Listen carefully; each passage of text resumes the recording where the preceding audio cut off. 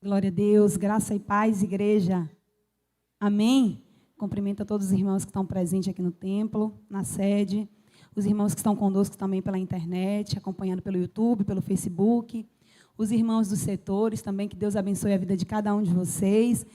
O pastor Ailton Avelino, setor 1, pastor José Leal Júnior, do setor 2, pastor Francisco de Assis, setor 3, e pastor Pedro Nunes, da Conceição, do setor 4. Amém? Glórias ao nosso Deus. Eu quero iniciar fazendo alguns agradecimentos. E é interessante que quando vai chegando a nossa hora, né? Está tão bom ouvir. Meu Deus, eu estou aqui regozijada com a ministração do pastor Ziel. Eu tive a oportunidade de conhecê-lo pessoalmente hoje. Mas parece que vai secando a boca, vai ficando, né, um negócio assim estranho. E eu falei logo para a irmã, manda trazer água para mim. Mas que a gente tem a oportunidade de ministrar nos lugares que o Senhor coloca, mas dá um temor em falar para a noiva do Cordeiro, para a igreja de Cristo, né? É uma responsabilidade muito grande. Eu digo sempre ao Senhor, Senhor, foi o Senhor que me escolheu. Então, capacita, dá estrutura, deixa a gente dar um treco no púlpito, segura, Jesus sustenta, amém? Eu estou muito feliz em conhecer pessoalmente o pastor Joel. Eu não sabia, eu acho que ele também não sabe, mas ele é tio de uma grande amiga minha, que é a pastora Elisama, muitos anos, desde o Peru. Quando ela era missionária lá, a gente trazia ela para ministrar na nossa igreja, nos cultos de missões. E a gente tem um amor muito grande pela missionária Elisama. Já foi diversas vezes no nosso ministério, que fica lá em Arembepe, Igreja Batista Monte Oreb. Eu amo a pastora Elisama. E aí, quando ela viu o card no meu status, ela falou, é o meu tio. Aí eu falei, glória a Deus. Aí fiquei muito feliz em estar aqui. Também eu quero louvar ao Senhor pela vida da irmã Tati, da professora Tatiane, que não está aqui, né, nesta manhã, mas foi a serva do Senhor, que o canal que Deus usou para que eu estivesse aqui nesta manhã. Ela participa muito conosco dos nossos cursos, do Pescador de Crianças, do Em Defesa da Infância. Também louvo ao Senhor por toda a coordenação da EBD, ao presbítero Miqueias, que me recebeu, que me acolheu a minha família aqui ontem, e toda a liderança desta igreja, que Deus abençoe. Estou regozijada. Fui muito alimentada e abençoada com a ministração hoje pela manhã, e creio que Deus ainda tem algo para falar conosco e com vocês também até o final do dia. Eu não ficarei para a noite, mas eu creio que o Senhor se fará presente aqui neste lugar à noite também. Amém? Eu queria pedir que os irmãos colocassem a apresentação. A minha ministração vai ser de forma mais didática. A gente vai aprender mais sobre a infância. Então, eu vou usar bastante os slides. Mas, para iniciarmos, vou usar o meu para acompanhar. Mas vocês que vão passando para mim, né, o slide, presbítero? Tá, então eu queria pedir para a igreja, por favor, abrir a Bíblia no livro de Juízes, capítulo 2, no seu versículo 10, para nós iniciarmos o nosso tema com a palavra do Senhor. Juízes, capítulo 2, versículo 10. Essa água aqui que eu posso tomar? Depois vai melhorando, viu?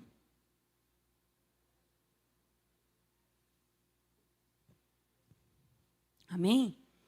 Capítulo 2 de Juízes, versículo 10, diz assim: foi também congregada a seus pais toda aquela geração, e outra geração após eles se levantou, que não conhecia o Senhor, nem tampouco as obras que fizera a Israel. Aleluia. Nós temos um texto muito conhecido quando falamos em família. Está lá em Josué, que ele fala: escolham hoje a quem vocês querem servir. Porém, eu e a minha casa serviremos ao Senhor. E quando a gente vai para o início do livro de Juízes, a gente vê que depois que Josué morreu, logo no início, no capítulo 2, que Josué morreu e todos os anciãos que acompanhavam aquela geração de Josué, que eram firmes e fiéis na palavra do Senhor, a Bíblia diz aqui no texto que nós lemos que uma outra geração, ou uma nova geração em outras versões, como essa que está sendo projetada para vocês, uma nova geração se levantou, que se esqueceu do Senhor, dos grandes feitos, das orientações que o Senhor fez em benefício do seu povo. Olha a responsabilidade que eu e você temos, como igreja, de inculcar na mente dos nossos filhos, de inculcar na mente dos jovens, das crianças, os benefícios, as orientações que o Senhor nos tem passado. E, por muitas vezes, eu conversava com uma das coordenadoras, ali sentada, que a gente fala para os nossos filhos a palavra, as crianças vêm para a escola bíblica, e como o pastor bem posicionou aqui, pastor Ziel, chegam na faculdade, né, e tem todo esse pensamento para tentar desconstruir, mas eu tenho uma convicção de que se nós inculcarmos, como tem lá em Deuteronômio, quando você andar, quando você abrir a porta, quando você fechar, quando você se assentar, em todo o seu caminhar, o seu filho não vai ser desconstruído por essas inverdades, por essas falsidades ideológicas e filosóficas na faculdade. Então, a nossa responsabilidade com a infância é muito grande. Deus, há 11 anos eu exerço advocacia aqui na Bahia, e no ano de 2018, Deus me colocou, Deus uniu o meu ministério, que é o Ministério Infantil, já há 7 anos, a minha profissão de advogada. Na verdade, eu fazia essa distinção. Eu advogava e trabalhava com crianças, mas não ligava as duas coisas. Quando foi em 2018, o Senhor me deu oportunidade no Pescador de Crianças, que é um seminário que tem aqui na Bahia, que a gente organiza. E na última edição desse seminário, em 2019, a gente vai ter um agora esse ano, em nome de Jesus, nós tivemos 1.000 pessoas do Brasil todo que vieram participar do treinamento do Ministério Infantil. E Deus colocou no coração da pastora, que é a tia Esperança, em que eu falasse do tema a vulnerabilidade da criança e os direitos violados. Foi quando Deus fez arder no meu coração essa temática em matéria de defesa da infância. E aí, para vocês conhecerem um pouquinho a minha trajetória, em 2019, depois dessa porta que o Senhor me abriu, eu escrevi o livro, eu vi a carência de materiais voltados para a proteção da infância na igreja, e eu escrevi o guia prático, Conhecendo o ECA, que está até ali na entrada da igreja, na recepção. A verba é toda destinada à Igreja da Criança, que é o trabalho que a gente realiza lá em Anibep. E depois desse livro, Deus abriu muitas portas no meu ministério, na minha vida também. E aí, em 2020, pela misericórdia de Deus, eu fui convidada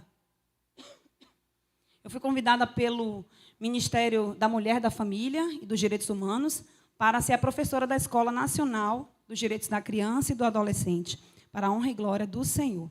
Foi quando antes o Senhor tinha me pedido para entregar um alto cargo que eu tinha em um conselho de fiscalização como procuradora-geral. E aquilo foi ardendo no meu coração e foi uma luta de 6 meses para eu conseguir entregar. E depois que eu entreguei, Deus abriu grandes portas na minha vida no Ministério com Crianças. Em 2021, também tive a oportunidade de ser convidada para ministrar na Academia de Pregadores, que fica ali em Florianópolis, pastor Moisés Martins, da Assembleia de Deus. E, desde então, o Senhor tem feito arder no meu coração, buscar conhecimento para capacitar a igreja a defender a infância. Amém? Então, vamos passar. Vamos entender um pouquinho da infância. Bem brevemente. Eu tenho até quanto tempo? Até 11? Até meio-dia, pastor? Amém? Glória a Deus. Vamos entender a infância? Pode passar. O período da infância, aqui no Brasil, ele é considerado dos 0 até os 12 anos de idade incompletos. Por que eu falo aqui no Brasil? Porque a Convenção Internacional sobre os Direitos da Criança fala que esse período vai até os 18 anos. Então, em que pese os adolescentes se acharem, né, que já estão em uma outra etapa, no mundo, a maioria entende que até 18 anos incompleto ainda é criança. Mas no Brasil a gente tem essa diferenciação, né, essa mudança de faixa etária. Então, nós temos de 0 a 12 anos incompletos, consideramos como infância. Existem ainda mais 2 períodos que eu coloquei ali para vocês, que é a primeira infância, que é considerado o período do 0 aos 6 anos de idade, e também temos ainda a primeiríssima infância, que é do 0 até os 3 anos de idade.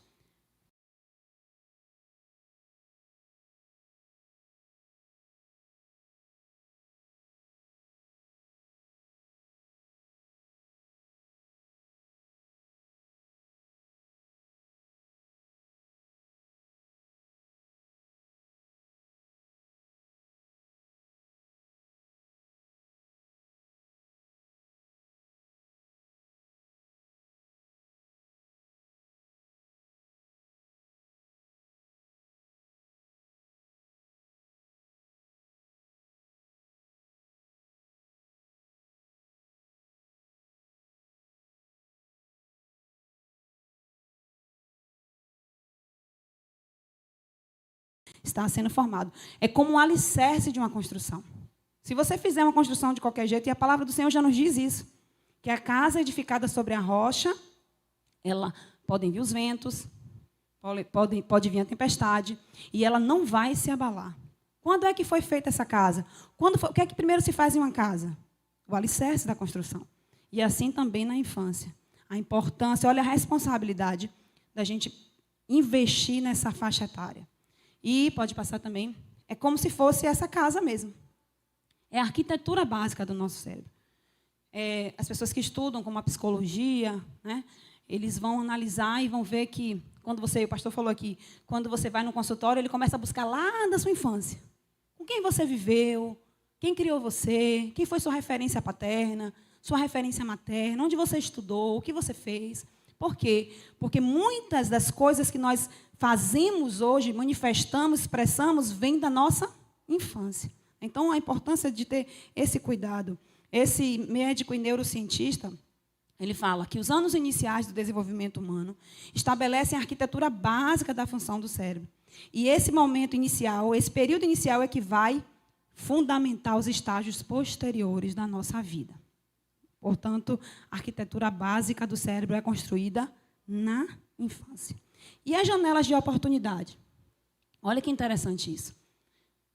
Essas janelas de oportunidade, elas são períodos em que o aprendizado vai ser mais fácil, bem melhor desenvolvido.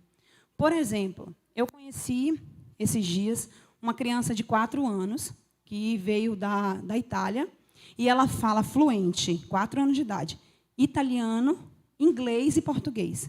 E a tia falou que, quando ela chega aqui no Brasil, ela tranca a janela do inglês e do italiano e fala fluente o português. Veja quando a gente vai crescendo, vai galgando, né? Vai caminhando, a gente vai ficando com mais dificuldade de aprender uma língua estrangeira. E o que falar das tecnologias? Pessoas idosas hoje sentem muita dificuldade no celular, né? De abrir os aplicativos, de digitar no celular. Crianças, bebês, eles mexem na tela, desbloqueiam telas, entram no YouTube, fazem tudo com maior facilidade. Por quê? Porque essa geração nasceu com a tecnologia. A janela de oportunidade está aberta para ela, ela absorve tudo, ela suga tudo de bom e de ruim que é passado para ela. Então, a gente tem que aproveitar ao máximo. Você olha para uma criança hoje, você vai ver nela, enxergar nela a partir de hoje, uma janela aberta, e você é responsável por entrar através dessa janela com o conhecimento da palavra do Senhor neste momento. Não subestime a capacidade de uma criança. Ela é capaz de entender verdades que os adultos não conseguem entender. Essa janela está aberta, e isso quem diz também confirma é a neurociência. Amém? Que estuda o nosso comportamento humano através do cérebro, das funções do cérebro. Aí eu venho para a nossa parte, o investimento espiritual na infância. Olha que interessante essa janela. Essa janela foi retirada da Bíblia de Estudos da PEC, Associação Pró-Evangelística de Crianças. A idade em que as pessoas se convertem. Olha a porcentagem. 1% antes dos 4 anos. Entre os 4 e 14, é considerada a janela 4 e 14, a janela em que as pessoas mais se convertem, que é maior, o melhor investimento, é 85% se converte nessa faixa etária. Olha, o pastor falou aqui, que cresceu na escola bíblica. Eu conheço inúmeros homens e mulheres de Deus que cresceram na presença do Senhor, né, que tiveram um encontro, uma experiência com o Senhor, nessa faixa e permaneceram. 10% são salvos entre os 15 e 30 anos. E apenas 4% depois dos 30 anos. Quem se converteu depois dos 30 anos? Aí levanta a mão. Olha aí. Quem se converteu entre os 4 e os 14 anos? Olha isso. Está vendo? A gente não está falando de uma aberração aqui. Então, é muito importante o investimento espiritual na infância. Eu louvo ao Senhor por esta igreja, por essa janela aberta aqui, né, para falar sobre a infância. E a gente investe muito na capacitação dos professores que trabalham com crianças, porque eles precisam entender que eles não são voluntários para ficar dentro de uma salinha com a criança. Não, eles precisam ser vocacionados para pregar as verdades bíblicas, evangelizar e discipular os cordeirinhos, como Jesus falou para Pedro. Apacenta os meus cordeiros, os filhotes das ovelhas. Crianças precisam não apenas de entregar a vida para Jesus, chegar no altar e dizer, eu aceito, eu entendo o plano de salvação, mas discipulá-las no caminho. Se não fosse assim, Provérbios não ia dizer, ensina no caminho. E quando ela for velha, ela não vai se desviar. Então, ensina na palavra, discipula, ser exemplo para eles. Essa é a nossa responsabilidade. Quantas pessoas eu tenho aqui que trabalham com crianças aqui na igreja hoje? No Ministério Infantil. E quantos pais eu tenho aqui? Mãe, pai. Amém. Muita gente, glória a Deus. Charles Spurgeon, ou Spurgeon, que é o príncipe dos pregadores. Tem muita... Pode passar. Tem muitos livros, muito estudo de Charles Spurgeon, e ele ministrava para crianças.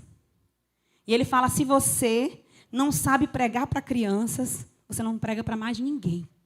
E ele fala assim, os primeiros 7 anos da vida da criança, se você é quando o barro ainda está mole, flexível, olha, é mais fácil moldar, é mais fácil formar do que transformar. É mais fácil você formar aquela criança ali, mostrar as verdades bíblicas para ela, porque quando ela for adulta não vai precisar ser transformada. Olha o processo como é doloroso quando nós aceitamos Jesus na fase adulta, na adolescência ou na juventude, como é duro para a gente, né? Vai quebrando o barro aqui, tira uma coisa da gente aqui, tira outra ali, Jesus vai moldando, vai limpando, mas olha que lindo você formar aquela criança, crescer ali pura, santa, na palavra do Senhor, é muito maravilhoso criar um filho nos caminhos do Senhor. Então, ele fala, dê-nos os 7 primeiros anos e podemos arruinar, a desafiar a carne, o inimigo e aquela alma imortal. Quando você investe nesses 7 primeiros anos, o diabo não vai conseguir arruinar aquela vida, aquela alma imortal daquela criança. Tem um pregador, esqueci o nome dele agora, que ele pregou em um culto e dois adultos e uma criança se converteu. Acho que alguém já deve ter ouvido falar nisso aqui. E ele perguntou, quantas almas se converteram? Ele fala, 2,5. Aí perguntou assim, entendi. Os 2 adultos e mais a criança que é meia. Né? Não, é o contrário, na verdade. Um adulto e uma criança. Ele, não, 1,5. Não, a criança não é meia. A criança é uma vida inteira para Jesus. Meia é o adulto, só tem metade do tempo para servir ao Senhor. E a criança tem uma vida toda para servir ao Senhor. Amém? Aplauda o Senhor. Valorize os pequeninos. Ensine a palavra do Senhor para eles. Amém? A gente trabalha muito com recurso visual. Pode passar. A gente acredita muito na importância de investir em recursos visuais para as crianças, porque a linguagem delas é uma linguagem diferente da nossa. Crianças, por exemplo, até 6 anos de idade, elas se desconectam muito rápido. Você não pode pregar 1 hora, como o pastor pregou aqui, que a gente estava aqui, ainda querendo mais. Ele já está dispersando, já está olhando para o teto. Então, você precisa de um recurso visual para chamar a atenção. Mas a gente sempre fala, use o recurso e ministre a palavra. Use o recurso e fale a palavra, declare como está na palavra, porque o recurso vai prender a atenção, as suas palavras vão chegar à mente dele, mas a palavra de Deus ministrada vai alcançar o coração daquela criança. Porque o coração da criança é um solo fértil, pode passar. É um solo fértil, irmãos. É um solo fértil, ele é receptivo. Tudo que você ensina, ele aprende. E se você tiver uma autoridade sobre ele, se você for uma pessoa que tem referência, ele vai abraçar aquilo como verdade. Ele vai acreditar fielmente naquilo. Então, ele está receptivo, está aberto. A capacidade de crer, Charles Spurgeon fala, reside mais nas crianças do que nos homens. À medida que os anos vão passando, a terra, o nosso coração vai ficando mais endurecido. Endurecido pelo quê? Pelo pecado. A cada ano o pecado vai endurecendo o coração do homem. E quando você joga a semente, é mais difícil essa semente encontrar um solo fértil. E eu gosto muito de usar a parábola do semeador para falar sobre isso. Pode passar, irmão. A gente pode usar essa interpretação da parábola do semeador. E podemos comparar os 4 solos que Jesus fala. As 4 gerações. Quando Jesus fala da beira do caminho, que teve um solo, que a semente caiu, onde a terra já tinha sido muito pisada. Podemos comparar o solo dos anciãos. Já é mais difícil, você prega ali para ele. Né? Mas vai batendo ali no coração, aquele solo, aquele coração, que é o solo, já foi pisado pelo mundo, por várias doutrinas, por ideologia, por conhecimentos. Fica mais difícil. Quando a gente vai para o solo pedregoso, né, que não tinha raiz, muitos adultos a gente vê, às vezes, se entregando a vida para Jesus. Depois a gente fala, cadê o irmão? Cadê? Vieram aí as lutas, não tinha raiz, secou. Quando a gente vai também para o espinhoso, até consegue, né, arranjar uma raizinha lá embaixo, mas os cuidados, né, as preocupações, o que eu vou ser, faculdade, qual vai ser minha profissão, eu preciso casar, os espinhos, ó, e vai sufocando. Mas Jesus fala que tem uma outra boa terra. E que essa recebeu a semente, produziu a 100, a 60 e a 30 por um. É o coração de uma criança. Chegue primeiro na vida de uma criança, plante primeiro a semente do evangelho no coração de uma criança. Amém, igreja? É muito importante. E nós temos hoje aqui os principais responsáveis pela formação dessa criança. Aqui sentado comigo hoje. Que é a família, a igreja e a escola. Essas três instituições, podemos falar assim, elas estão enchendo a criança de informação. E graças ao nosso Deus, porque aqui o Senhor tem levantado pessoas capacitadas para encher de informação, para formar a moral, o caráter, a formação espiritual, com base na palavra do Senhor. Mas, infelizmente, muitos pais não podem colocar os seus filhos numa escola confessional, uma escola que tem professores, uma diretoria, um corpo que crê na palavra do Senhor, que respeita o evangelho. E aí vem tentar desconstruir o que a família e a igreja está inserindo na mente dessa criança. E hoje a gente vai entender como a gente pode barrar quando a escola ou tentar ultrapassar esse limite com os nossos filhos. Amém? A família, em primeiro lugar, falando um pouquinho aqui do direito, trazendo um direito um pouquinho para a gente aqui nesta manhã. A própria Constituição Federal, que é a lei maior do nosso país, que rege o nosso país, ela fala no artigo 226 que a família é a base da sociedade. Está escrito lá. A família é a base. O problema é que eles querem, já que não pode mudar esse texto, dizer que a família é a base, eles querem agora mudar o conceito de família. Mas a família aqui, na Constituição de 88, é a base da sociedade, é a família instituída por Deus, formada pelo homem, pela mulher, pelos filhos, ou pela mãe, o pai com o filho, pelos avós, a família instituída por Deus. E vai para o 229 e diz, já que a família é a base, os pais é que têm o dever, e o poder também, é um dever e um poder, de assistir, de criar, de educar os filhos menores. Vamos passar. O que significa isso? O que é que a Constituição está dizendo? Você pai, você mãe, você que exerce alguma autoridade sobre uma criança que não tem mais pai ou não tem mais mãe, uma avó, por exemplo, você tem o poder familiar. É você que vai dizer o que é que o seu filho vai ler, o que é que o seu filho vai ouvir, o que é que o seu filho vai aprender. Se a escola estiver trazendo matérias que fujam do conteúdo da grade curricular, português, matemática, ciências, trouxer ideologias que desconstruam aquilo que você constrói dentro de casa, você pode barrar isso, porque o poder é da família, dos pais. Então, envolve isso tudo, é participar de uma maneira ativa da vida dos filhos.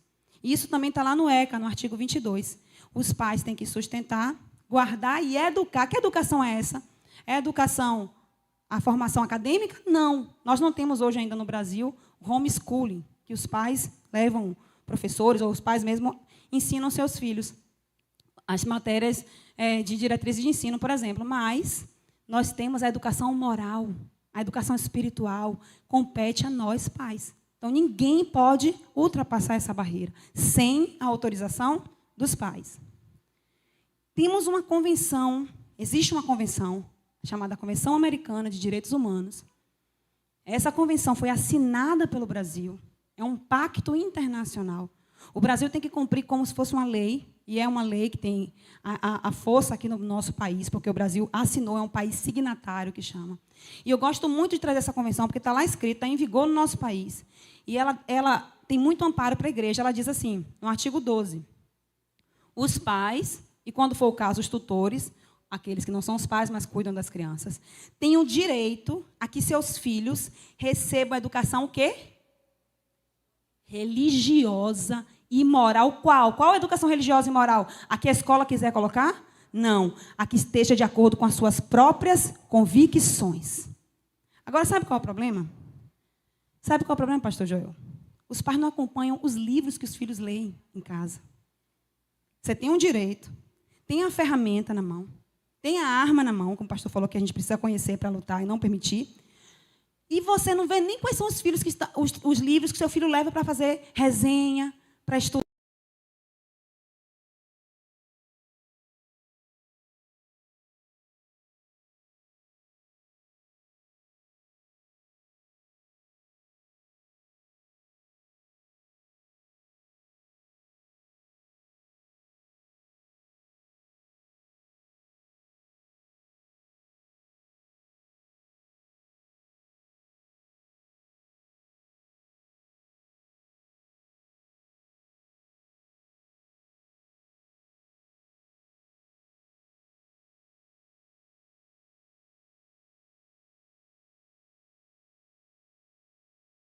FENA, em Dallas, servindo ao Senhor lá no Ministério das Nações, Kids for the Nation. E a minha mãe acompanhou muito o ministério dela desde a infância, e a Elisama também. Ela se espelhou muito no exame de missões, ela sempre sonhou em fazer missões, e agora vai para o Haiti, inclusive, fazer missões lá, para a glória de Deus, a tia Nana. E minha mãe disse que quando ela chegava em casa com os livros, minha filha, deixa eu dar uma olhada nesse livro. E com 12 anos, minha mãe achou um livro, coisas absurdas, palavrões mesmo, de relações sexuais entre homem e mulher, e do mesmo sexo. Minha mãe disse, que livro é esse? Não, a própria pediu para a gente ler, fazer uma resenha e trazer. Ela disse, você não vai nem ler esse livro. Ela ligou para a diretora nem sabia que a pró tinha passado aquele livro. Porque você sabe que os professores, muitos estão tomando posturas independentes da direção da escola. Se ela não pega o livro, não filtra. Tem que filtrar, meu irmão. Os pais, a palavra do Senhor fala no Salmo 127, que os pais são como vigias, sentinelas, que estão lá em cima do alto e dizer, peraí, tem um aviso de ataque, paro aqui. A gente precisa. O problema é que a gente deixa o filho, nem sabe quem são os amigos do filho, com quem o filho está andando.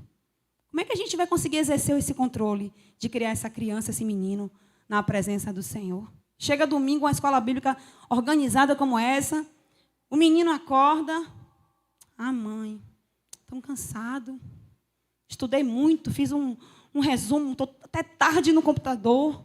Filho, então durma, de noite você vai para o culto, então. Fica, meu filho, aí, diz, Deus, abençoa ele, vai embora.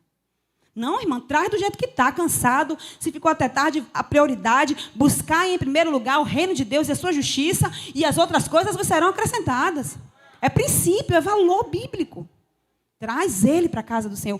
Mas ele fica de cara feia. Mas a palavra está sendo semeada, está entrando no coração. Amém, irmãos? Vamos passar, senão não vou conseguir concluir. Sabe por que você é responsável pelo seu filho, pela lei? Você pode educar e criar de acordo com suas convicções? Porque se seu filho, sua filha, causar um dano a um terceiro, quem é que vai responder civilmente? Quem é que vai arcar com os prejuízos, pagar os danos? Quem é a criança? É o adolescente? Os pais. Olha o que está lá no Código Civil. Os pais são responsáveis pela reparação civil, reparação por danos materiais, danos morais, que ele causar. Então, você tem que frear, ele tem que segurar, porque qualquer dano que ele causar, é você que vai arcar. Então, a lei entende isso. Nós precisamos usá-la a nosso favor. Vamos passar. E agora a gente vai trabalhar os 3 aspectos da formação da criança. A importância desses 3 aspectos. Moral, espiritual e sexual. Dá uma olhada nessa imagem. Olha o que é que você consegue enxergar aí. Eu aproveito para beber uma água. Você sabia que essa criança, todos aqueles pontinhos dele ali foram construídos, tirados do pai? O pai não está cheio de buracos? Esses buraquinhos, essas peças que saíram do corpo desse pai, foram colocadas no corpo dessa criança. Essa é a formação de caráter. Não adianta você chegar, a criança, na igreja, chega um domingo aqui, o pessoal investe na escola bíblica, no ministério infantil, durante a semana, aquela criança ouve horrores, presencia coisas, não tem culto familiar, não tem ensino da Bíblia dentro de casa. Aquela criança está sendo formada pelo caráter primeiro dos pais. Os pais têm a primazia na educação, na moral, na formação dos filhos. Por isso a igreja deve trabalhar em parceria com a família, investir na família. Porque a gente investe nos domingos ou nos sábados, mas e durante a semana? Quem está formando essa criança? Quem é o espelho dela? O que é que está formando as pecinhas nela? Dessa criança, desse adulto. A formação espiritual envolve e deve envolver 3 aspectos da paternidade de Deus. Identidade, diga comigo, identidade, valores e direção. Vamos ver a identidade. O mundo e o inimigo têm tentado desconstruir todos os dias na vida dos nossos filhos. Essa identidade do que nós somos, quem é você? Qual o seu propósito? Olha a importância de, quando Jesus ele chamava pelo nome. Como o Senhor nos chama, fala assim, Isaías, te chamei pelo nome, eu sou identidade. Antes de você conhecer, eu já tinha te constituído, já sabia quem era você, o seu nome, o seu endereço. A identidade, ela é formada na infância. Muitas pessoas crescem sem identidade nenhuma. Nos primeiros anos de vida, que vai construindo a formação da identidade daquela criança. Sabe o que nossos filhos precisam saber para construir sua identidade? Que eles são nova criatura. em Cristo Jesus, que eles são templo do Espírito Santo de Deus e que eles são mais que vencedores em Cristo Jesus. É essa a identidade que nós precisamos colocar na mente, no coração dos nossos filhos. Você tem essa identidade, ainda que o mundo ofereça o que for. Lembre-se, você é templo do Espírito Santo. O Espírito Santo de Deus habita dentro de você. A minha filha tem 8 anos de idade, a Sofia, e eu sempre peço ao Senhor que eu consiga alcançar o coração e não apenas o comportamento dela. A gente exige muito bom comportamento e a gente, inclusive, condiciona o bom comportamento a um prêmio. Mas a gente precisa atingir o coração daquela criança. Porque quando você não estiver vendo, não estiver prêmio, e ela não tiver você do lado, ou quem coordene ela, quem oriente ela, você vai passar vergonha. Às vezes a criança está numa salinha, que não tem ninguém, você não está lá, a criança pinta. Quando a mãe vai entregar, a tia vai entregar, você fica até sem graça. Mas quando você trabalha no coração daquela criança, você investe no coração, direcionamento de postura de acordo com a palavra de Deus, onde ela for, você só vai glorificar o nome do Senhor. E aí ela sujou um vestido novo de slime, brincando aqueles brinquedinhos, e ela não me disse. Ela escondeu o vestido dentro da peça dela, no fundo da peça. Mas como eu sempre organizo a peça, eu vi o vestido lá emboladinho, lá no fundo. Quando eu puxei o vestido, que eu vi manchado, eu falei, ela escondeu de mim. E aí eu orei, Senhor, me dá sabedoria.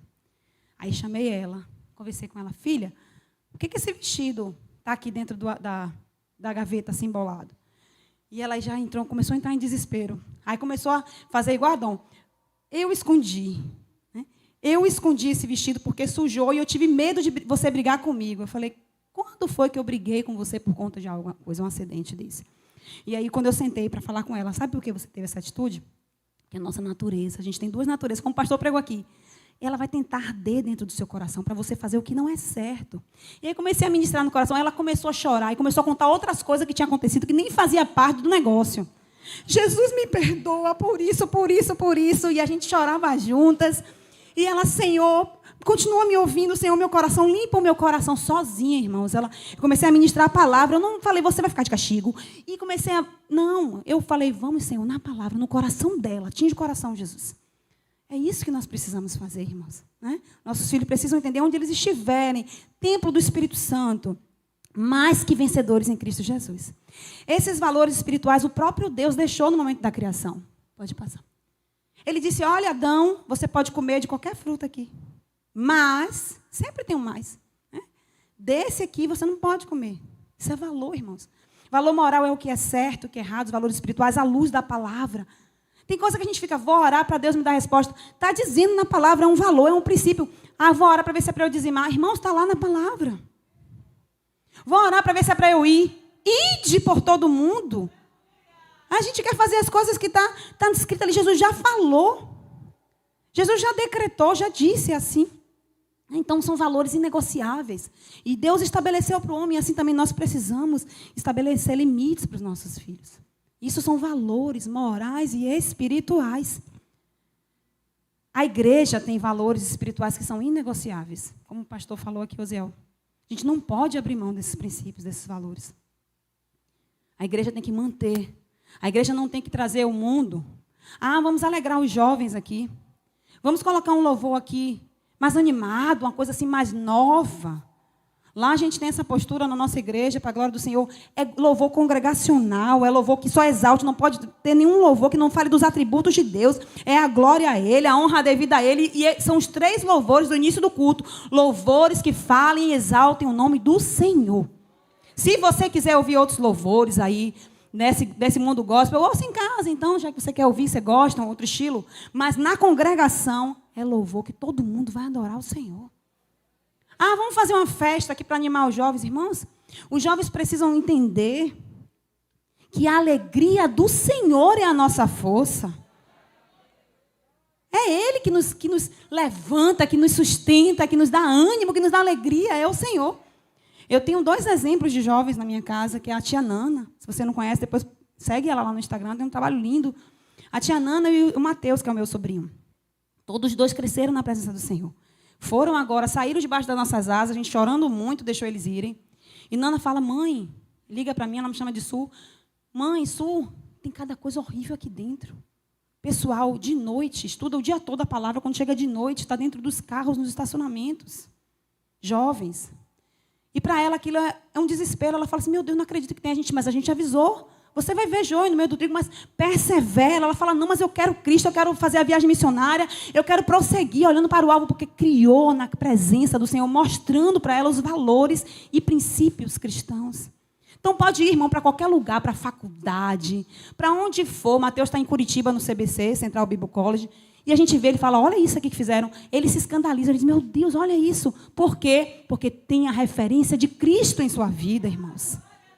Ai, estou preocupado que fulano está com ciclano, vai se misturar. Ou ele tem que atrair Jesus para ele, para o colega, não é isso? Então, estão investindo pesado na nossa geração. E eu pergunto algo para vocês aqui. Quem vai estar neste púlpito aqui daqui a 10, 20 anos pregando? E o que estarão pregando se você não investir agora nessa geração? Quem vai estar aqui? Precisamos defender nossa geração agora. Para que, como juízo no texto inicial que nós lemos, a nova geração que se levantar seja tão ou mais ainda firmes, firmadas e centradas na palavra do Senhor. Esse é o nosso papel, essa é a minha missão e a sua missão, investir nos pregadores que vão estar aqui daqui a alguns anos. E eu disse, identidade, valores e outro aspecto da paternidade de Deus, direção. Qual é a direção que nós devemos dar para o nosso filho? Eternidade. Eternidade. Eclesiastes fala que Deus fez tudo formoso a seu tempo e pôs também no homem, no coração do homem, a eternidade. Sabe por que seu filho, sua filha, às vezes, na adolescência, na juventude, busca tantas coisas? Porque tem algo dentro do coração. Explica para eles, tem algo no seu coração que você está ansiando. E não é nada disso que você está procurando, é eternidade. Deus, quando fez você, colocou no seu coração o desejo pela eternidade. Você é um cidadão dos céus, aleluia. Fala sobre a eternidade. Coloca no coração dele a eternidade. Coloca não, que Deus que colocou, você tem que reacender, né? Reavivar, despertar no coração dele a eternidade. O desejo pela eternidade. E também devemos ensiná-los. A direção é, meu filho, ande à luz da palavra. Lâmpada para os meus pés é a tua palavra e luz para o meu caminho.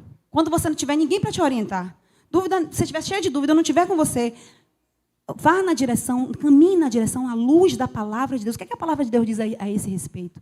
Sobre esse tema. É sobre isso que eu vou andar. Essa é a direção que nós precisamos dar para os nossos filhos. Vamos para o segundo aspecto, que é a formação da moral. O que é que tem alimentado a mente das nossas crianças? Quantas horas o seu filho passa no celular? Se é que você tem controle da quantidade de horas que ele passa. Você tem influenciado? Ou são os youtubers?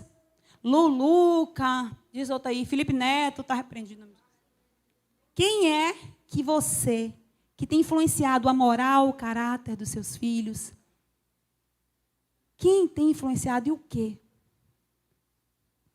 Quais são os valores que esse povo tem passado para os seus filhos? Do consumismo? Da riqueza? Do glamour? De ser um youtuber? De buscar a fama? Pode passar. O que é? Esses valores familiares é o que você passa de mais importante. O que tem de mais importante na sua vida que você passa para os seus filhos? As coisas são mais importantes do que as pessoas? Quando você está sentado na mesa ou dirigindo um carro e seu filho está atrás, qual é o tipo de conversa que você tem com a sua esposa, com o seu cônjuge, sobre quem fez alguma coisa, quem não fez? Eu estava vendo o pastor Josué Brandão, que eu gosto muito, ele falando que, alguns anos atrás, que nossos filhos hoje, eles têm não sei quantas vezes, mais 100 vezes, 100 mais informações do que o Barack Obama tinha na época que ele estava atuante. Sabe por quê? Porque hoje nossos filhos têm a mídia. Antigamente tinha televisão, a hora da família assistia a novela, o jornal, ou desligava. Hoje a mídia, essas informações, está no bolso do seu filho. Está na mão dos seus filhos, está no olho dos seus filhos, está ao alcance deles. Você exerce o controle parental sobre o celular? Não, a irmã Aline, porque meu filho tem senha. Ele diz que ele tem a privacidade dele. Privacidade? Ele que está pagando as contas, a escola, botando alimento na mesa e tudo, para ter privacidade. Quem comprou o celular, ou ele ganhou, quem quer que seja, Você não existe isso de dizer, acabar com a senha hoje, desbloqueia o celular hoje. Quando botar seu rosto no celular, já desbloqueia na hora. Bota logo sua face lá para desbloquear o celular. Não existe. Ah, mas adolescente não tem, irmãos, privacidade de adolescente, não. Você que vai prestar conta a Deus da herança que Deus te deu. A herança presta conta depois, viu? Vai ter que prestar conta a Deus do que seu filho está fazendo e vendo. Que filosofias e ideias a criança ouviu? Deus se encaixa em alguma delas? Que ele tem visto? Olha, irmãos, é bênção, viu? Neurônios espelhos. Vocês sabiam que a gente tem neurônios espelhos? Se alguém, porque vocês estão de máscara, mas se alguém bocejar aí do seu lado, você vai bocejar também, não é verdade? Dá uma vontade de bocejar quando alguém abre a boca. Olha como pega. Olha como a gente consegue reproduzir várias coisas que a pessoa faz. Se alguém que tem algum toque, algum tique nervoso, ficar assim do seu lado, daqui a pouco você está fazendo também. A gente tem neurônios espelhos que eles refletem como um espelho que a gente faz. Né? Então, eles são especialistas em copiar comportamentos alheios. Então, tudo que você faz, a maneira que você caminha, o que você fala. Veja como nós baianos, imitamos dos outros os sotaques. Jeito de falar, não é verdade? Você vai para outro lugar no sul, já tem uma forma específica de falar. Isso é que a gente tem a capacidade de copiar o comportamento daquelas pessoas que estão ao nosso redor. Então, tome muito cuidado com o que você fala, o que você faz diante de uma criança, de um adolescente. E as crianças estão hoje, olha essa informação, cada vez mais conectados. No norte, a gente tem 79%, essa é uma pesquisa de 2019. Ultimamente, ela está bem maior, não peguei por conta da pandemia, as crianças estão mais conectadas ainda. Mas em 2019, 79% no norte, no nordeste, 79%, no centro-oeste, nós temos 98% de crianças e adolescentes conectados, 96% no sudeste e no sul, 95%. Quase 100% de crianças conectadas no Brasil. Então, a maior forma que o diabo tem usado para bombardear, onde é? Através da internet, através dos celulares. E o que é que esses celulares, esses tablets, esse computador traz para a gente? Pode passar mais um, irmão. Excesso de informação e estímulo. Eu não sei o seu filho, mas observe uma criança que fica muito no celular. Ela não tem paciência de esperar nada. Ela é impaciente com o tempo. Quando a gente ficava na fila do banco com nossa mãe, com nosso pai antigamente, esperando alguma coisa, a gente conseguia contemplar, inventar uma brincadeira. Agora a criança fica desesperada, não dá mais para esperar. Porque ela clica, o celular funciona, ela liga, abre. Então, assim, quando você pede espere, é uma morte para aquela criança. Ela não sabe lidar com o tédio hoje. As crianças não sabem lidar com o tédio. Você precisa entregar a ela um aparelho de telefone para ela sossegar. Né? Como se fosse um sossega-leão, uma babá eletrônica. Então, excesso de estímulos, perda de habilidades socioemocionais. Crianças secas, que não sabem dar um aperto de mão, dar um abraço, dar um beijo. Porque tudo é na tela, ela não tem habilidade socioemocional nenhuma de tocar, de pegar, de ter carinho com o outro. Tudo isso é causado por conta de telas, de uso excessivo, celulares. Transtornos psíquicos. A criança se bate a noite toda na cama, ansiosa, não dorme direito, não sei o que esse menino tem. O celular que está na mão dele, que você deixa o dia todo assistindo. Os jogos violentos. Né? Aquela criança, tudo reflete no sono. Aquela criança, ela não foi. Deus não nos formou para viver com a nossa mente inculcada dentro de uma tela, irmãos. Dói a vista. Olha aí. Passa mais um. Depressão. Sabia que tem crianças hoje, muitas crianças no Brasil com quadro depressivo? Muitas crianças com depressão em consultórios psicológicos. Tem algum psicólogo aqui para me ajudar? Muitas crianças que atendem consultório, muitos psicólogos que atendem consultório, atendendo crianças com depressão. Crianças apáticas que não fazem mais nada porque ficaram em depressão. O pensamento acelerado, síndrome do pensamento acelerado. Consumismo. Você compra isso para mim? Aí você compra. Daqui a pouco nem brincou, já quer outro, porque ela já viu no canal lá um outro brinquedo, um outro tipo melhor. Você compra para mim? Compra. Consumismo, consumismo, consumismo. Não sabe valorizar aquilo que você ganha, aquilo que você compra. Tudo isso causado por essas telas. E aumento do índice de suicídio. Tem criança e adolescente se suicidando, irmãos. Incentivando, em um auto-incentivo à automutilação.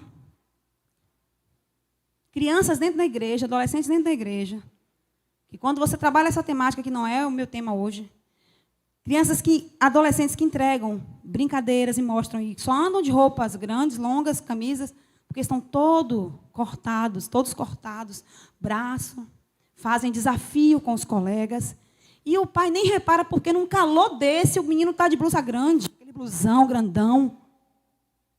Não acompanha o crescimento, não acompanha o coração daquela criança, daquele adolescente.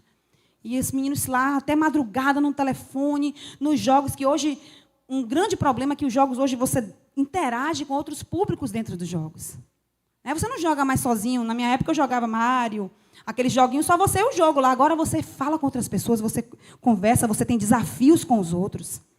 Então é muito triste pais que não acompanham essas atitudes, muitas crianças. Para você ter uma noção das estatísticas, no nosso país hoje, é uma estatística da OMS, Organização Mundial de Saúde, 32 pessoas no Brasil se suicidam por dia. 32 pessoas por dia, a estatística. No Brasil se suicidam. No nosso mundo todo, 800 mil pessoas se matam no ano e uma pessoa a cada 40 segundos. 40 segundos, conte aí, já uma pessoa está se suicidando no mundo. É o mal do século, a depressão, causado principalmente pelo crescimento acelerado das telas, das mídias, da informática.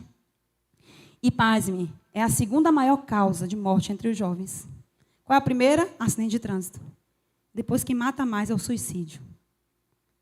15 a 29 anos é a segunda maior causa de morte entre esses jovens, de 15 a 29 anos. É muito triste.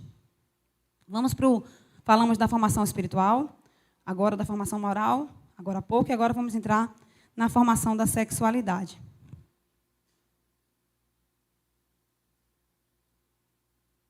Eu vou trabalhar aqui com 3 pressupostos para a formação da sexualidade a nosso favor.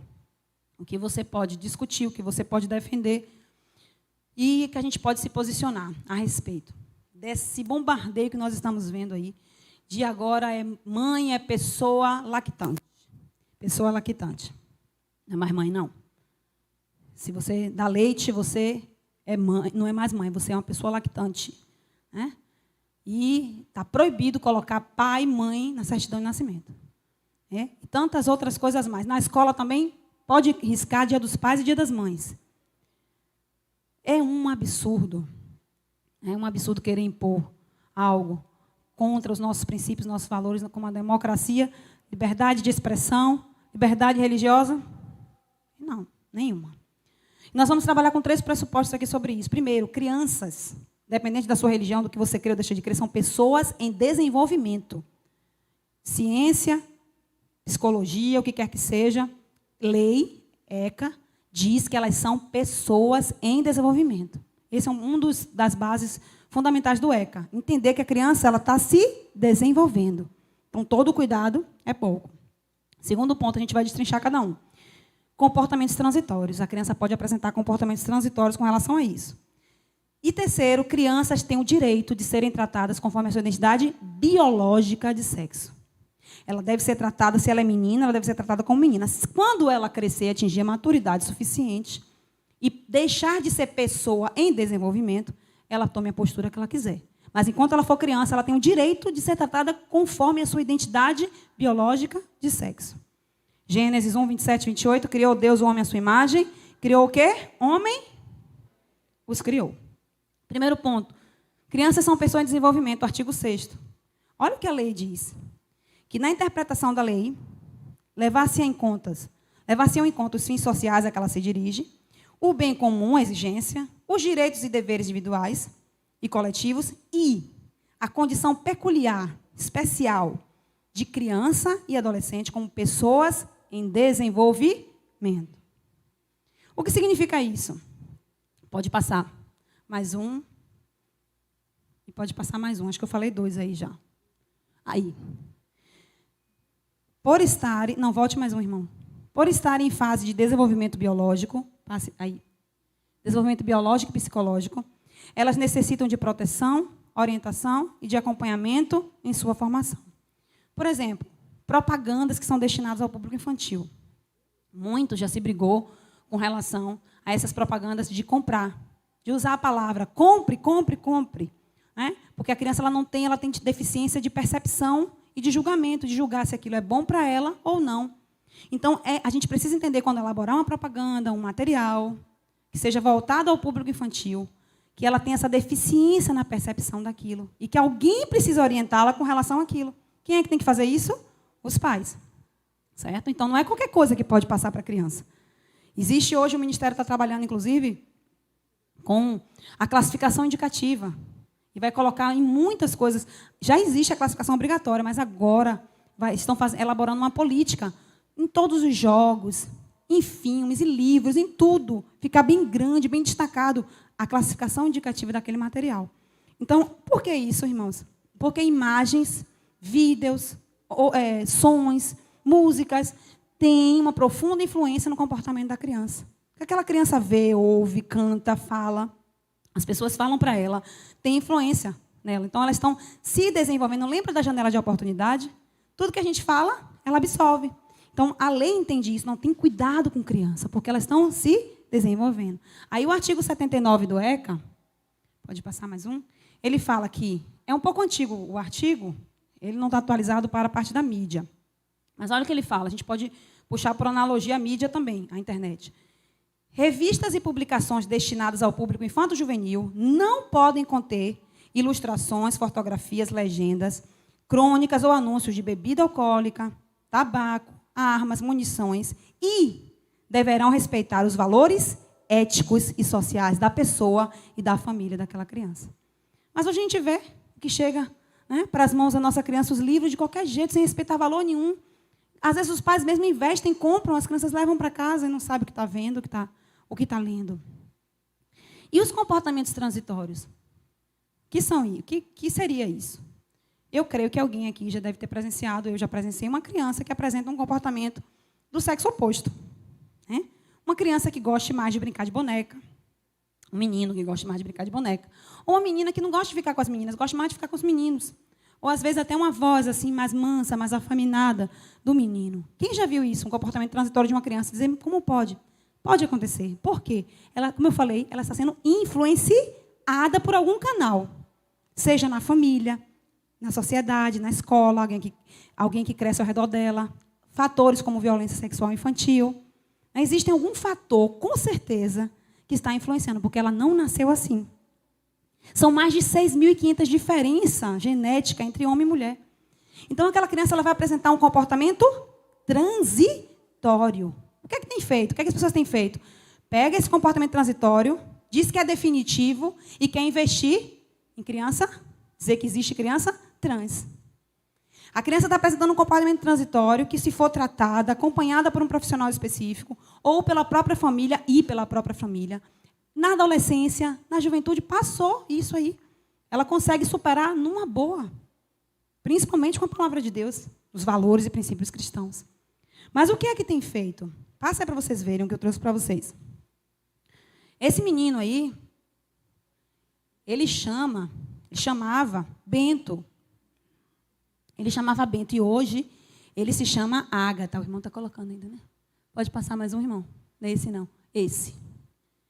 Esse é Bento, para nós é Bento, 5 anos, mas ele se chama hoje Ágata. Ele usa roupas, brinquedos, tudo que uma menina gostaria. E a mãe diz assim, mas o importante é que ele é uma criança feliz, porque ela descobriu que ele era uma criança trans. Ela escreveu um livro, chama Minha Criança Trans, que tem influenciado muitas mães que têm visto e presenciado comportamentos transitórios em crianças e acreditam serem comportamentos definitivos. Eu tirei aí da fonte, eu coloquei aí o link, e ela tem um Instagram também, tem muitos seguidores e muitos que estão se identificando. Então, nós precisamos lutar contra a identidade biológica de sexo das crianças. Dizer, elas têm o direito de serem tratadas conforme nasceram. Na adolescência, não. Na juventude, quando forem adultas, aí cada um dará conta a si mesmo. Mas investir nas crianças, irmãos, é uma barbaridade, é uma crueldade. Além entendendo que são frágeis psicologicamente, que são induzidas facilmente a comportamentos, e acreditar como comportamentos definitivos da criança. Os irmãos entenderam? Amém? E por que elas têm o direito de serem tratadas conforme a sua identidade biológica? Porque o sexo, irmãos, está impresso no nosso DNA. Se uma pessoa sofreu um acidente aéreo, um acidente do pior que seja, eu falei aéreo porque é um dos piores, que acaba mesmo com a matéria, pegar só um pedacinho assim do dedo que sobrar e colocar lá, vai ver que é masculino, que é feminino. Está impresso. São mais, como eu falei, 6.500 diferenças entre homem e mulher. Então, até a criança e o adolescente desenvolver uma consciência plena, elas possuem o direito de serem tratados como menino e como menina. E a igreja não vai abrir mão disso, em nome de Jesus. Porque Deus fez macho e fêmea os criou. Aleluia, Jesus. Já estamos encerrando. O que é que está por trás dessa ideologia? O que é que está por trás? A ideologia é um conjunto de ideias, pode ser falsa, pode ser verdadeira, ou pode ser duas coisas misturadas. Primeiro, destruição da família tradicional. Destruição dos princípios e valores cristãos. Sexualização precoce. Sabe por quê? Sexualização precoce? Quando uma criança não sabe o que ela é. E aí o colega pergunta, você já descobriu se você é menino ou se você é menina? Não sei ainda. Como é que vai saber? Vai para a Havana aí para ver se é menino ou se é menina. Né? Vai descobrir.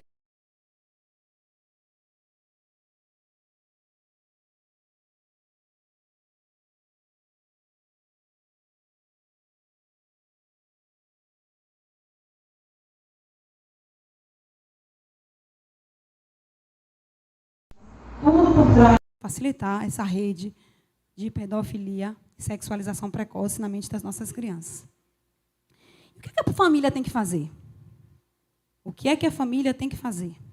Orientar os filhos sobre sexualidade. Ai, mas eu tenho vergonha de falar sobre isso. Deixa ficar maior. Já sabe antes de você falar. Se duvidar, sabe até mais ainda do que você, na sua santidade, glória a Deus, sabe. Então, tem que chegar primeiro, tem que sentar mesmo. Vai para a escola, já senta logo. Cada faixa etária tem uma linguagem diferente. Eu não vou falar sobre isso aqui. No Maio Laranja, eu falo muito. Quem quiser depois, eu não falei aqui, seguir meu Instagram, @emdefesa-da-infância. Eu tenho um vídeo lá que eu falo como você vai ensinar para a criança que o corpo dela é a casa dela. Uma linguagem totalmente permitida para a criança, sem nada abusivo. A criança vai entender que o corpo dela é a casa dela e ela tem que proteger a casinha. Então, cada faixa etária vai entender sobre isso. A orientação deve acontecer desde a infância. Pede ajuda à liderança, pede ajuda aos pastores. Como é que eu vou falar com essa idade sobre isso? Né? Como é que esse assunto vai chegar? Tem que sentar e conversar. Tem que ter o diálogo. Então, nomeia os órgãos sexuais corretamente, irmãos. Tem criança que não sabe, irmãos. Tem criança aqui, gente? Tem, né? Não? Tem criança que não sabe o que é pênis e vagina. Criança menorzinha aqui, tem criança que não sabe, que a mãe fala, é o piu-piu. Aí quando o menino vai na que nome é esse? Não sei nem o que é isso, meu órgão sexual masculino reprodutor é esse. Da menina também não sabe.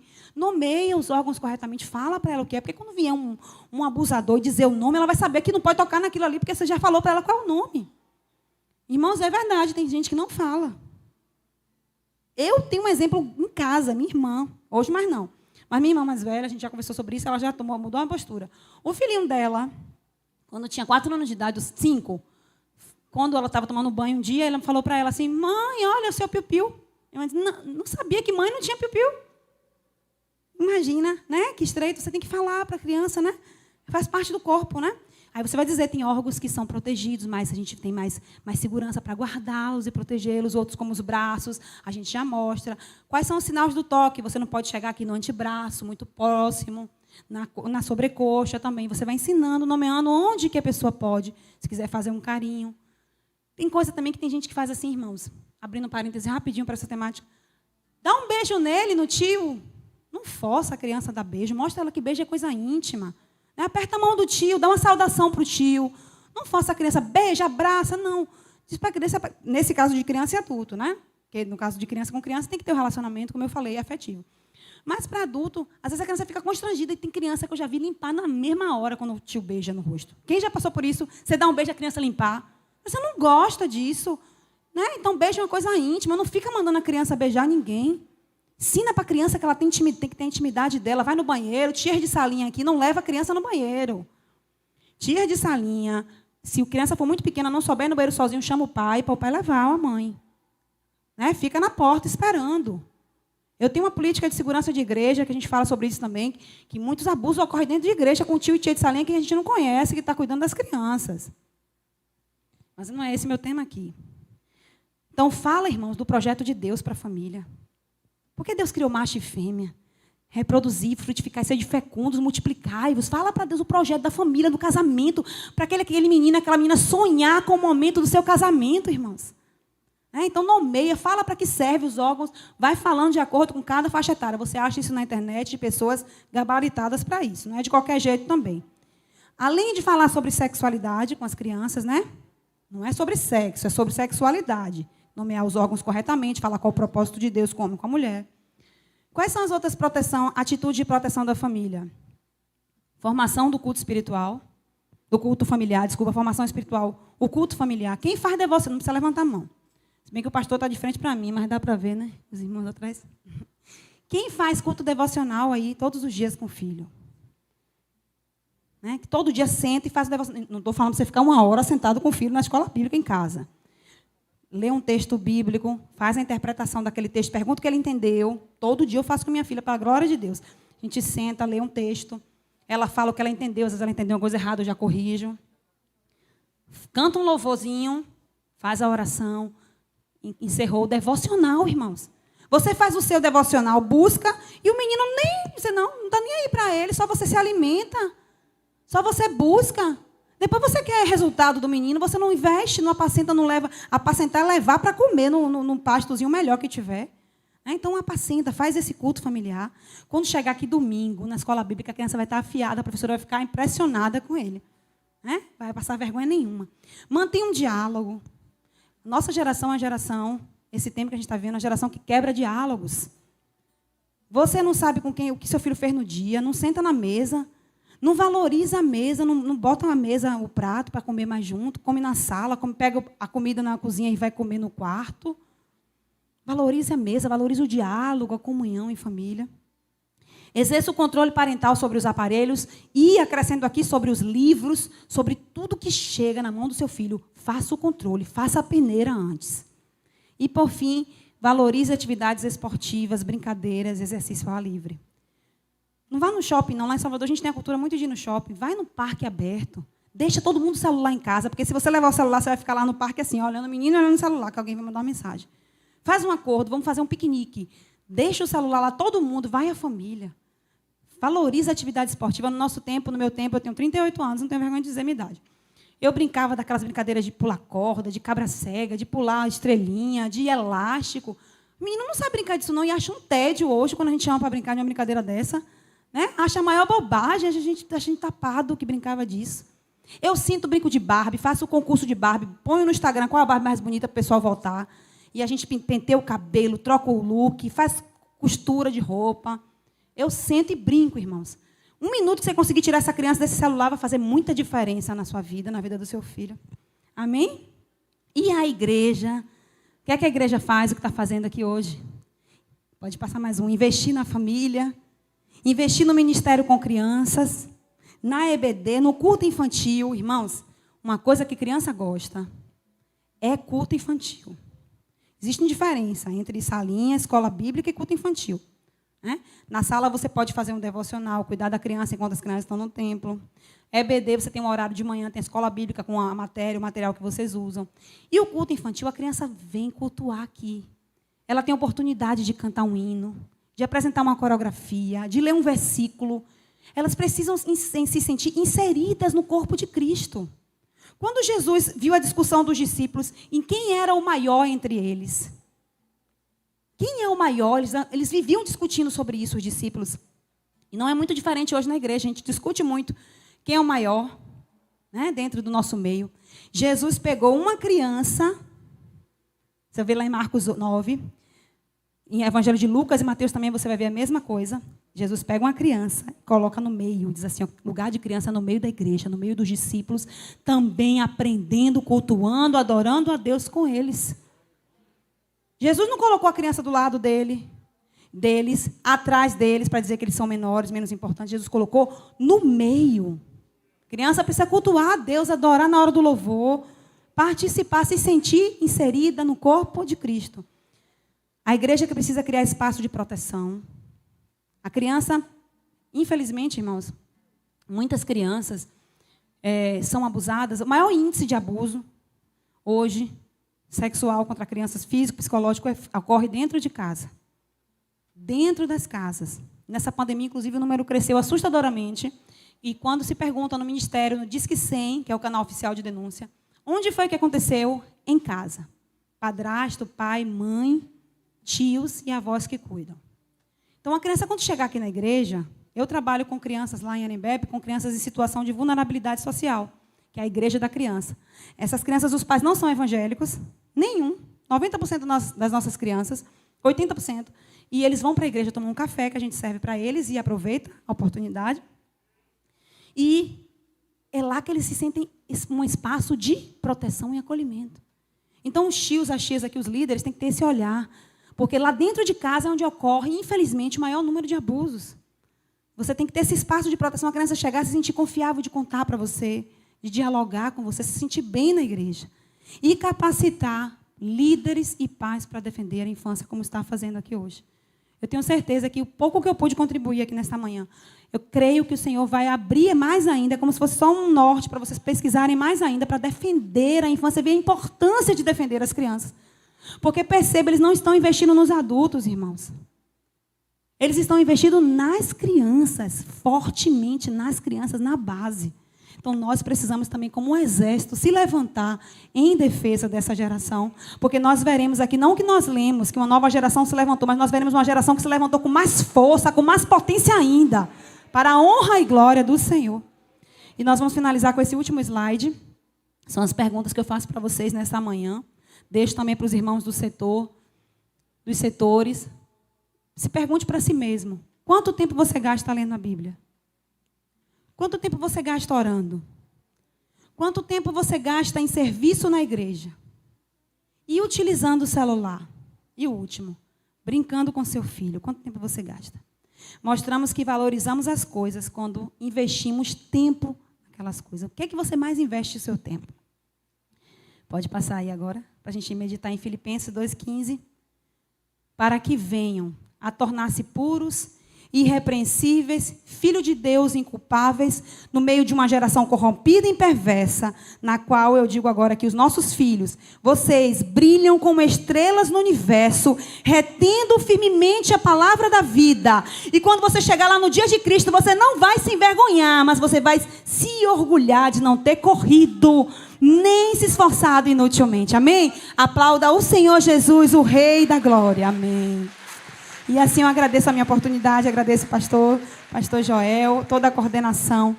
Glórias a Deus, irmãos. Obrigada, irmãos, também dos setores, os pastores. Deus abençoe toda a igreja.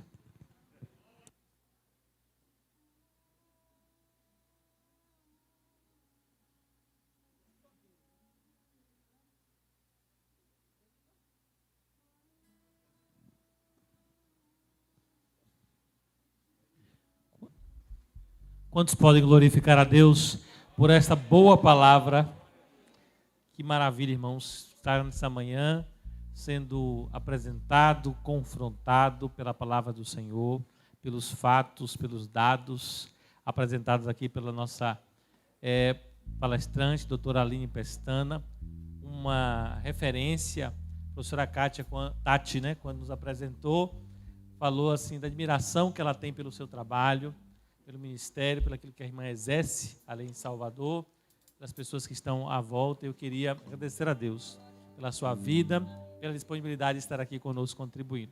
A gente queria, em nome da igreja, entregar uma pequena lembrança à irmã.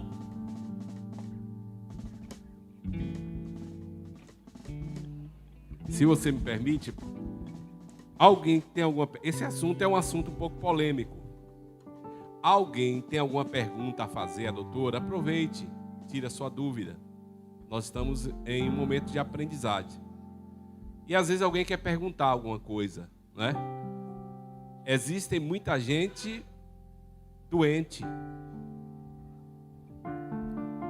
E a pandemia aguçou as doenças mentais.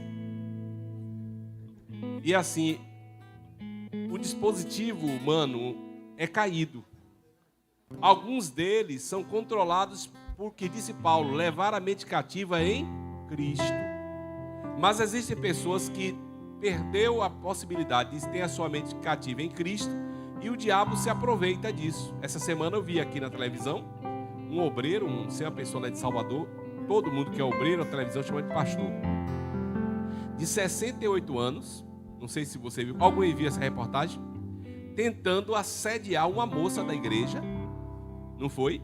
A moça, acho que tinha 16 anos ou 17, e esse obreiro, que a televisão chama de pastor, eu não tenho ainda informações maiores, eu vou ainda me certificar, tentando abraçá-la e beijá-la.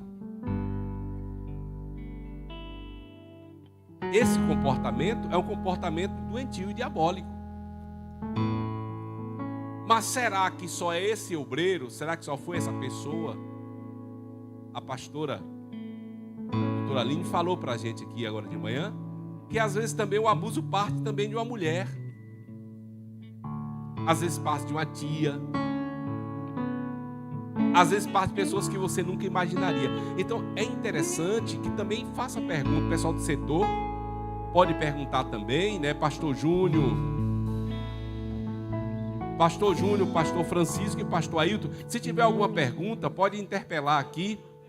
Pastor Júnior, lá da derradeira, doutora, tem uma pergunta para a senhora. A senhora está com o seu microfone? Então eu passo de volta aqui. Cadê o lenço para higienizar, por favor? Já pegou de volta. Doutora, por favor, fique de pé. Doutora Aline. Pastor Júnior. Senhor.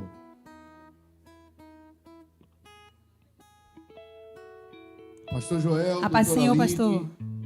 A paz do Senhor. Tem um irmão aqui no setor chamado Gustavo, e ele vai fazer uma pergunta.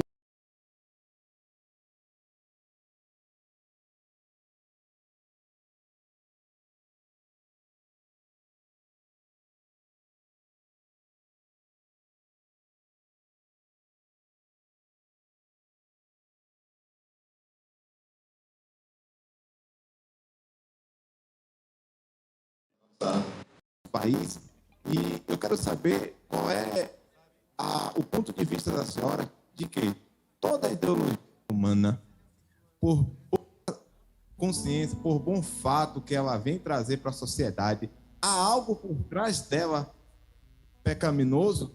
Aí eu queria saber o ponto de vista da senhora.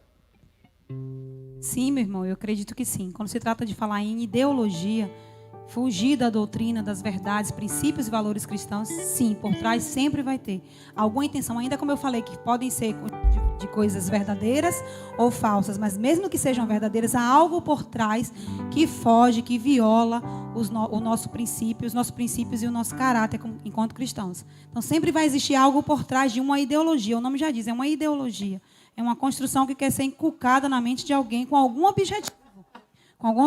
Então, a gente deve estar sempre com a mente, como está aqui na palavra a gente falando, né? Cauterizada, fugir dessas ideologias e sempre pautar-se na doutrina da palavra do Senhor, na doutrina dos apóstolos, no partir do pão, na comunhão.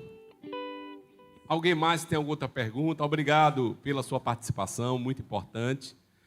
De algum outro setor 2, setor 1 também, se tiver alguma pergunta a fazer, doutora, vamos aproveitar. E depois aqui também você vai pensando, uma pergunta, eu quero perguntar. A temática é muito importante. Nós vimos aqui, ela tratou da área de direito, da área de comportamento, da área da neurociência.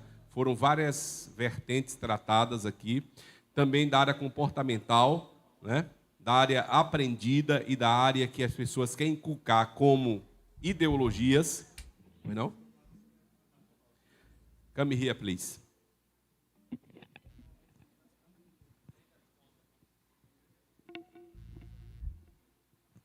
Doutora, Pai do Senhor, como pai, hoje eu tenho um filho de 15 anos, está fazendo o primeiro ano, e muito fui exortado aqui a essa atenção de observar os livros e etc. Achando o conteúdo inapropriado para a nossa fé e que não tem nada a ver com o estudo, né? Se eu não for ouvido pelo professor ou pela própria diretora, juridicamente, como eu faço para recorrer, para retirar aquele lixo, ou até impedir que outros também caiam bebendo desse lixo que está ali? Como é que eu faço dentro do direito? Porque às vezes a gente vai lá, reclama, mas dá aquele sabão na gente e depois fica lá. Como que eu posso segurar ali e, enquanto não tirar, eu como pai defender isto? Muito boa a sua pergunta, pastor. Primeiro passo, já que o senhor já sabe a primeira parte, né? Que é comunicar por escrito à escola, à diretoria da escola, inclusive com os amparos legais. Eu vou deixar à disposição do presbítero Miqueias, aqui da igreja, os slides. Tem os fundamentos que a gente usa, o artigo 79 do ECA e a convenção. O Pacto de São José da Costa Rica, que fala, né, no artigo 12 que os pais têm o direito de que seus filhos sejam criados e educados. Se foge a formação acadêmica, né, é algo que venha falar de moral e de religião e de sexualidade, inclusive, né, que venha de encontro aos nossos princípios, o primeiro passo é um comunicado escrito para a escola. Pode ser em papel, enfim, para que a escola dê um recebido de que você não concorda que aquele livro, aquele conteúdo seja ministrado para o seu filho, porque fere, e você, como tem o poder familiar, que também tem nos slides, no material, você tem o poder familiar, você não autoriza que aquela exposição seja feita para seu filho. Primeiro ponto. A escola vai continuar ministrando aquele conteúdo. O professor vai continuar falando sobre aquele tema em sala de aula que foge do conteúdo disciplinar acadêmico que a criança deve aprender na escola. Aí, Ministério Público, uma ação, procurar um advogado particular para ingressar com a ação, inclusive pedindo danos morais, porque seu filho teve violado a sua moral e moral com base no costume, nos pais, na religião, nas convicções morais e religiosas dos pais. Então, que não chegue a esse ponto, que comunique a escola, né? Eu, glórias ao Senhor, tenho a oportunidade de colocar minha filha em escola confessional, mas muitos não têm aqui ou não têm lá, ou colocam numa escola, inclusive uma escola pública. Também tem que obedecer aos princípios e às leis, tanto pública quanto privada. Amém? Está vendo como é importante? Porque às vezes tem pessoas que dizem, eu vou logo levar para a justiça. Não é assim. Tem que produzir a prova antes. Procedimento não é esse. Primeiro, tem que fazer a produção de prova, porque o ano de provas, o ano da prova cabe a quem acusa. Então você diz assim, meu filho foi isso aqui assim. Aí, se não reverte a pena. Ao invés de você pagar o dano, você recebeu, você paga. Então é o seguinte, primeiro, a conversa é o primeiro passo. O diálogo. Você vai à escola. Eu fui diretor de escola, fui secretário municipal de educação. Eu recebia todo mundo, várias queixas, e a gente sabe como é o procedimento. Então é o seguinte, você vai à escola, primeiro ao diretor. Diretor, meu filho me falou, e eu estou aqui com a prova, que é o livro, prova material, que é a rainha das provas, que é a materialidade. Aí você vai levar essa prova e vai dizer, olha, está aqui a prova. Isso aqui está fora. Eu quero saber do coordenador porque ele colocou esse assunto. Aí o coordenador vai ser chamado junto ao diretor. E ele vai dizer, não, o assunto foi colocado porque é um assunto em voga, é um assunto tratado e tal, e isso foi convencionado aqui e tal, na escola, pronto. Ele está acusando o diretor também de conivência. Não, mas eu quero que você não vai retirar, não. Não, então beleza. Aí você vai escrever um ofício pedindo em 2 vias. Você vai oficializar o diretor da escola. Aí você está acionando a escola. Esse é o primeiro material seu. Você vai, na produção de prova é o livro e depois você disse isso por escrito, que é a sua defesa como você teve lá. Aí você vai fazer isso, vai dizer ao diretor que você que quer que assine. O diretor vai pedir ao secretário, ele não vai assinar. Ele vai pedir ao secretário para receber. Pronto, é oficial. O secretário tem um carimbo com o número dele lá da portaria. Aquilo é o suficiente. Você vai levar agora ao Ministério Público. Você pode ir ao Ministério Público e fazer a denúncia. O Ministério Público tem o dever e a obrigação de acionar a escola. Mas o Ministério Público também tem alguém que comunga com essa mesma ideologia. Diz, isso aqui é bobagem, deixa para lá. Aí você vai a um advogado particular. Perfeito? Quem mais quer perguntar? Pastor Zito, o maior pastor do mundo. Em espanhol, o nome dele é Pastor Zito. Tem um pessoal aqui da igreja que veio da Venezuela. E aí, quando a gente falava Pastorzito, eles davam risada, que significa pastorzinho. Mas aí eu falo, o maior pastor do mundo.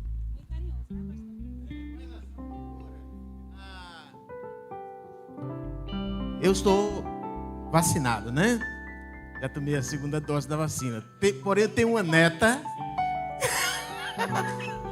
É o momento, o assunto do momento, né? Porém, eu tenho uma neta de 6 anos, certo? Eu crio essa neta, né? Bom, eu escolhi me vacinar, certo? Em relação à minha neta, o que eu devo fazer, doutora?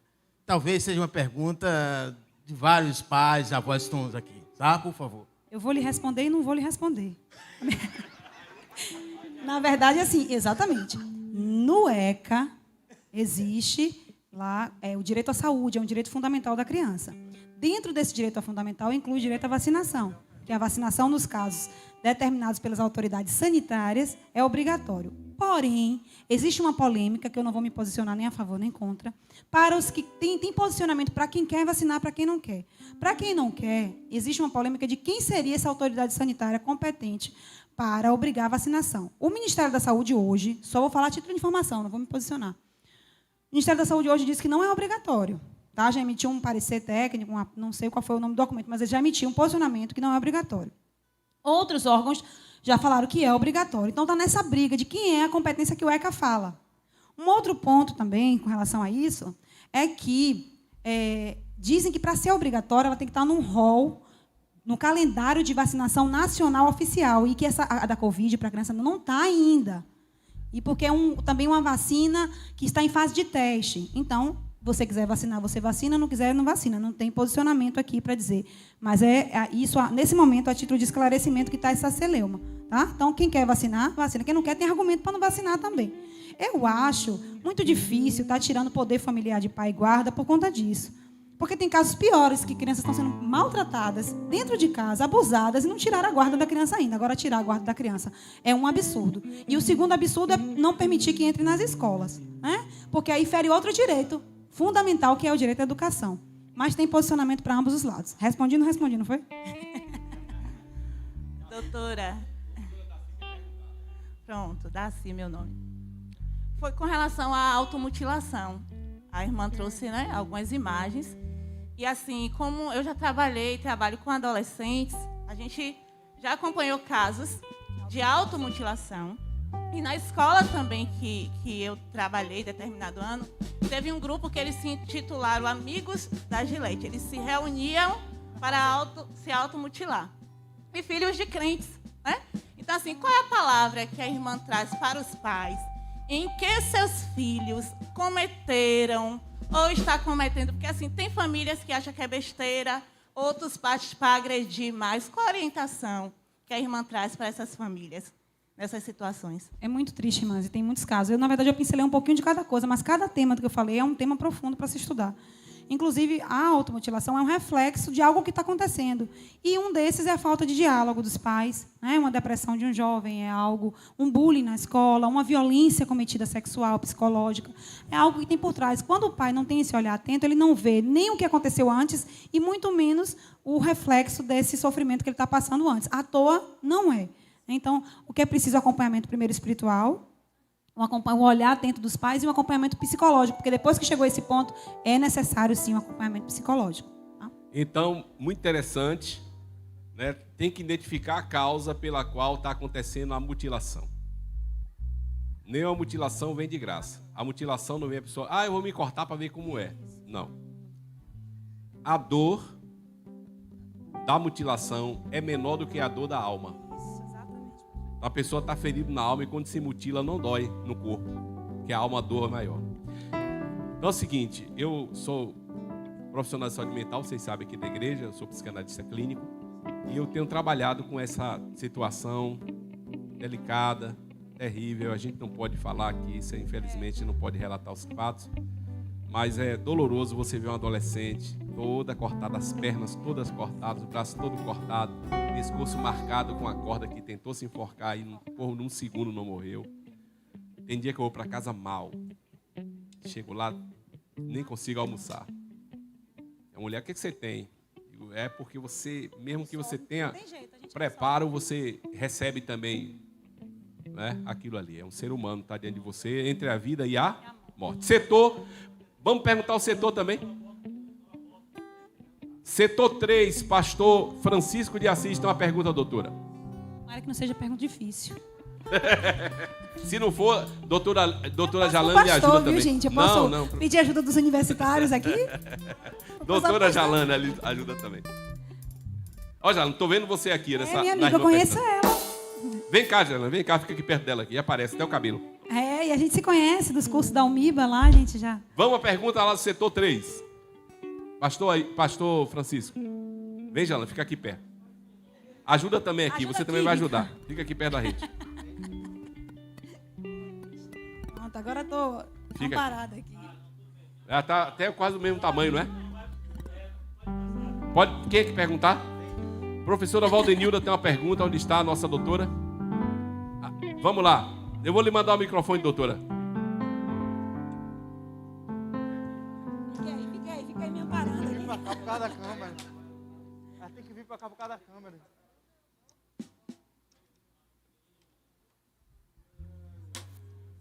É, né? É o cabelo.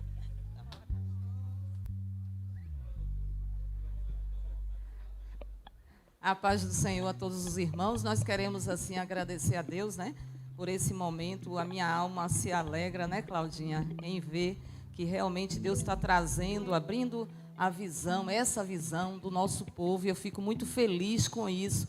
E de nós estarmos aqui compartilhando, ouvindo, recebendo, assimilando tudo que está sendo passado aqui na manhã deste dia.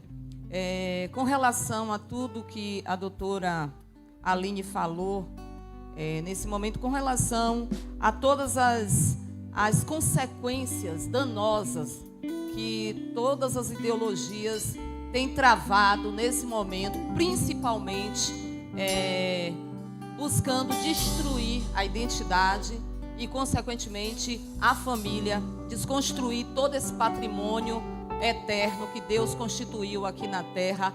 Além de tudo isso, doutora Aline, que foi trazido aqui, qual a fonte principal de destruição que a ideologia de gênero tem traçado nesse tempo, com uma agenda destrutiva para não só para a família cristã, mas para toda uma família constituída na terra? Sem dúvida, a desconstrução da identidade criada por Deus. Quando você não sabe a sua identidade como homem, como mulher, todas as outras consequências, como a gente falou, a família vai ser destruída. O primeiro passo de destruição é destruir a sua identidade. Você não é isso que Deus falou que você é. Você não é o que você nasceu, o que você pensa que é. Você é outra coisa. Então aí vai vir a destruição da família tradicional, a violência sexual infantil e todas as outras consequências que são trazidas através dessa agenda maligna de tirar da mente da criança que ela tem.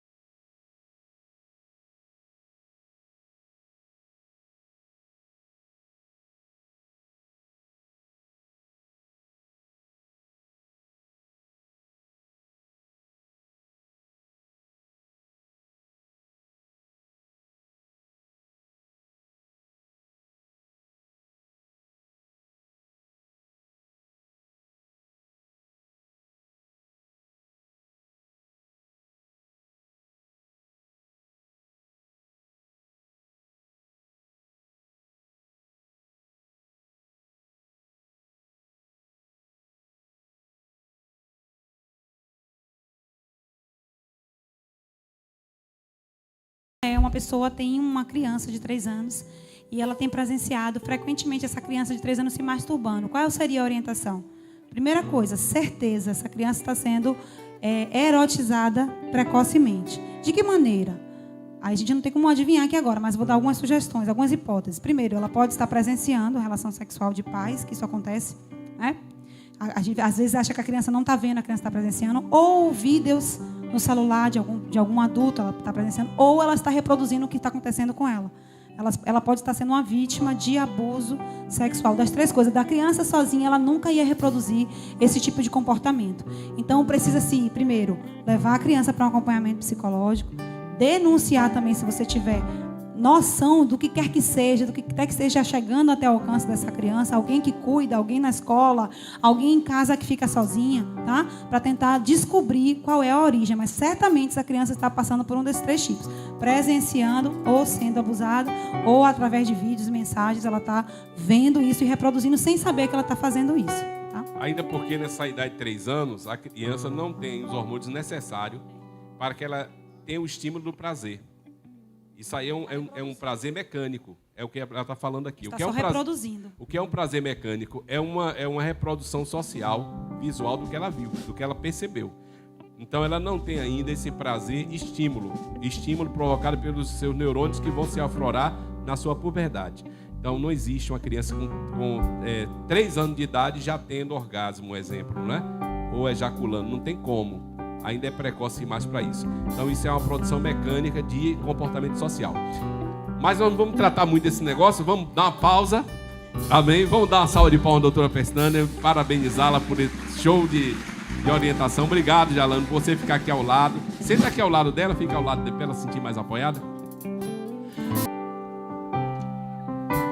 Se eu passar pelo vale